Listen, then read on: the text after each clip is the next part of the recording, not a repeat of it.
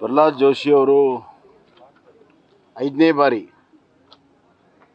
ಲೋಕಸಭಾ ಧಾರವಾಡ ಲೋಕಸಭಾದಲ್ಲಿ ಸ್ಪರ್ಧೆ ಮಾಡ್ತಾ ಇದ್ದಾರೆ. ಪ್ರತಿ ಬಾರಿನೂ ಕೂಡ ಅವರ ಲೀಡ್ ಹೆಚ್ಚಾಕೊಂಡು ಬಂದಿದೆ. ಇವತ್ತು ಅವರು ನಾಮಪತ್ರ ಸಲ್ಲಿಕೆಯ ಸಂದರ್ಭದಲ್ಲಿ ಬಂದಿರುವ ಜನಸ್ತೋಮವೇ ಸಾಕ್ಷಿ.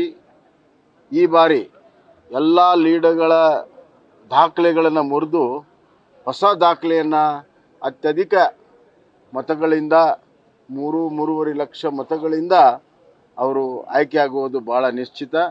ಇವತ್ತು ಬಂದಿರುವಂಥ ಜನ ಅದಕ್ಕೆ ಸಾಕ್ಷಿ. ಅಷ್ಟೇ ಅಲ್ಲ, ಇವತ್ತು ಸೇರಿದಂಥ ಜನ ಹಲವಾರು ಊಹಾಪೋಹಗಳು ಕಳೆದ 10-15 ದಿವಸದಿಂದ ಏನು ಈ ಕ್ಷೇತ್ರದಲ್ಲಿ ನಡೀತಾ ಇತ್ತು ಅದಕ್ಕೆ ಒಂದು ರೀತಿಯಲ್ಲಿ ಉತ್ತರವನ್ನು ಇವತ್ತು ಜನ ಕೊಟ್ಟಿದ್ದಾರೆ. ಜೋಶಿ ಅವರು ಭಾಳ ಜನರಿಗೆ ಹತ್ತಿರ ಇರುವಂಥ ಒಬ್ಬ ಸಂಸತ್ ಸದಸ್ಯರು. ಎಲ್ಲ ವರ್ಗ ಎಲ್ಲ ಸಮುದಾಯಗಳನ್ನು ಭಾಳಷ್ಟು ಪ್ರೀತಿ ವಿಶ್ವಾಸದಿಂದ ತೆಗೆದುಕೊಂಡು ಹೋಗಿದ್ದ ಕಾರಣದಿಂದಲೇ ಇವತ್ತು ಜನಸ್ತೋಮ ಬಂದಿದೆ.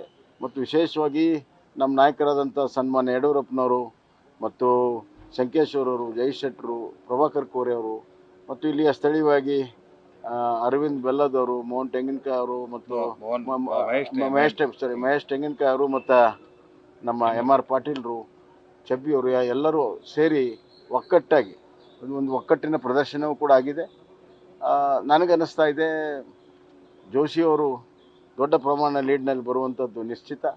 ಒಂದೇ ಒಂದು ವಿನಂತಿ, ದಯವಿಟ್ಟು ಎಲ್ಲರೂ ಕೂಡ ಚುನಾವಣೆ ದಿನಾಂಕದಂದು ಬಂದು ಮತವನ್ನು ಚಲಾಯಿಸಬೇಕು, ಹೊರಗಡೆ ಬಂದು ಮತವನ್ನು ಚಲಾಯಿಸಬೇಕು.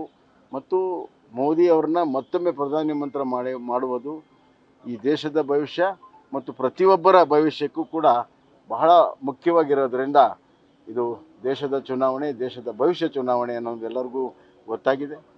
ನಿನ್ನೆ ನಡೆದಂಥ ಮೈಸೂರಿನ ಸಭೆ ಮತ್ತು ಮಂಗಳೂರಿನ ರ್ಯಾಲಿಯೇ ಇವತ್ತು ಕರ್ನಾಟಕದಲ್ಲಿ ಮೋದಿಯ ಸುನಾಮಿ ಇದೆ.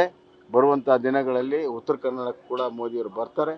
ಈ ಭಾಗದಲ್ಲಿ ಅತಿ ಹೆಚ್ಚು ಪ್ರಭಾವ ಇವತ್ತು ಮೋದಿಯವ್ರದ್ದು ಇರೋದರಿಂದ ದೊಡ್ಡ ಅಲೆ ಇಡೀ ಕರ್ನಾಟಕದಲ್ಲಿ ಆಗ್ತದಂಥ ವಿಶ್ವಾಸ. ಜೋಶಿಯವರ ನಾಮಪತ್ರವೇ ಕರ್ನಾಟಕದ ಚುನಾವಣೆಯ ಫಲಿತಾಂಶದ ಒಂದು ಮುನ್ಸೂಚನೆ ಅಂತ ನಾನು ಮುನ್ನಡೆ ಅಂತ ಹೇಳಕ್ಕೆ ಇಚ್ಛೆಪಡ್ತೀನಿ. ಅಲ್ಲ, ಒಕ್ಕಟ್ಟು ಪ್ರದರ್ಶನ ಮಾಡ್ಬೇಕಲ್ಲ, ಬಿಕ್ಕಟ್ಟಿದ್ರೆ ಒಕ್ಕಟ್ಟಿರ್ಬೇಕಂತೇನಿಲ್ಲ. ಒಕ್ಕಟ್ಟಿದ್ರೆ ನನ್ನ ಪ್ರಕಾರ ಒಕ್ಕಟ್ಟಿದ್ರೆ ಬಿಕ್ಕಟ್ಟಿರೋದಿಲ್ಲ, ಒಕ್ಕಟ್ಟಿದ್ರೆ ಬಿಕ್ಕಟ್ಟಿರೋದಿಲ್ಲ, ಅದೇ ಅಷ್ಟೇ. ಅಲ್ಲಲ್ಲ, ಒಕ್ಕಟ್ಟಿದೆ ಅಂತ ಹೇಳಿದೆ ನಾನು, ಬಿಕ್ಕಟ್ಟಿದೆ ಅಂತ ಹೇಳಿದೆ. ನೀವು ಹಂಗೆ ಊಹಿಸಿದ್ರೆ ನನ್ನ ಪ್ರಾಬ್ಲಮ್ ಅಲ್ಲ. ನನ್ನ ಮಾತೆ ಒಕ್ಕಟ್ಟಿದೆ ಪ್ರದರ್ಶನ ಮಾಡಿದ್ದೇವೆ.